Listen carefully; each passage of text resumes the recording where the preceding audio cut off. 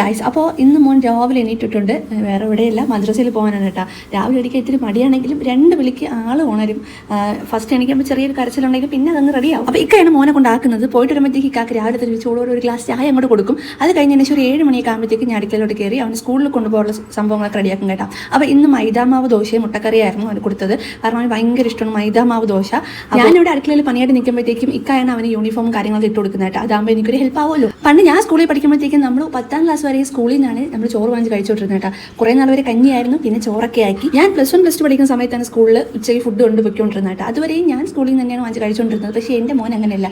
ഞാൻ ആഗ്രഹിച്ചതൊക്കെ അവന് കിട്ടിയിട്ടുണ്ട്. കാരണം കുഞ്ഞിനെ മുതലേ വീട്ടിൽ ഫുഡ്, പിന്നെ സ്കൂൾ ബസ്, ഇതൊക്കെ എന്താ പറയുക അവന് കിട്ടുന്നുണ്ട്. പിന്നെ എൻ്റെ കാര്യം നോക്കുകയാണെങ്കിൽ എനിക്ക് വീട്ടിൽ കൊണ്ടുപോകുന്ന ഇഷ്ടമില്ല. എനിക്ക് സ്കൂളിൽ നിന്ന് കഞ്ഞി വെച്ച് കുടിക്കുന്നതാണ് ഇഷ്ടം. വീട്ടിൽ ഇല്ലാത്തത് കൊണ്ടൊന്നും അല്ല കേട്ടോ. പിന്നെ സ്കൂൾ ബസ്സിൽ പോകുമ്പോൾ ഭയങ്കര ഇഷ്ടമായിരുന്നു. ഞങ്ങളുടെ സ്കൂളിൽ സ്കൂൾ ബസ് ഇല്ല.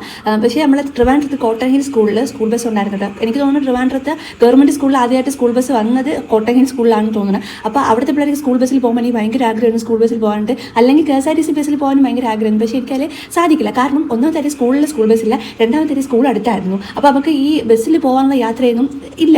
അതുകൊണ്ട് അങ്ങനെ പോയിട്ടേ ഇല്ല. എനിക്ക് ഭയങ്കര ഇഷ്ടമാണ് സ്കൂൾ ബസ്സിൽ അല്ലെങ്കിൽ സ്കൂളിൽ ബസ്സിൽ പോകാനുണ്ട്. അങ്ങനത്തെ സംഭവങ്ങളൊക്കെ എൻ്റെ ജീവിതത്തിൽ നടന്നിട്ടില്ല. അപ്പോൾ എൻ്റെ മോൻ പോകുന്ന കാണുമ്പോൾ ഭയങ്കര സന്തോഷമാണ്. അങ്ങനെ ഇക്ക മോനെ കൊണ്ട് ആക്കിയിട്ട് വന്നതിന് ശേഷം നമ്മൾ കാപ്പിയൊക്കെ കുടിച്ചേട്ടാ. അപ്പോൾ ഞാൻ കാപ്പി കുടിച്ചുകൊണ്ടിരിക്കുക എൻ്റെ വീടൊക്കെ ഞാൻ ഒന്ന് സെർച്ച് ചെയ്ത് നോക്കി. കാരണം രാവിലെ തന്നെ ഞാൻ തൂത്തുവാരി തുടച്ചൊക്കെ ഇട്ടുണ്ടായിരുന്നു കേട്ടോ. കാരണം വീട് എപ്പോഴും നീറ്റ് ആൻഡ് ക്ലീൻ ആയിട്ടിരിക്കുമ്പോഴത്തേക്ക് ഭയങ്കര ഒരു മനസ്സിനൊരു ഭയങ്കര സന്തോഷമാണ്. അത് എങ്ങനെ ഇക്ക പോയി മീനും വാങ്ങിച്ചിട്ട് വന്നിട്ട് ഞാൻ ആ മീനും കൊണ്ട് കിച്ചണിൽ കൊണ്ട് വെച്ചത് മാത്രമേ ഓർമ്മയുള്ളൂ. സെറ്റിൽ ഒന്ന് ഫോൺ നോക്കി ഞാൻ സുഖമായിട്ട് 2 മണി വരെ സുഖമായിട്ട് കിടന്ന് ഉറങ്ങി. കാരണം രാവിലെ എനിക്കുന്നതാണല്ലോ. അത് കഴിഞ്ഞതിന് ശേഷം ഞാൻ പെട്ടെന്ന് തന്നെ ഫുഡും കാര്യങ്ങളൊക്കെ ഉണ്ടാക്കി. കാരണം അവൻ വരാറായി.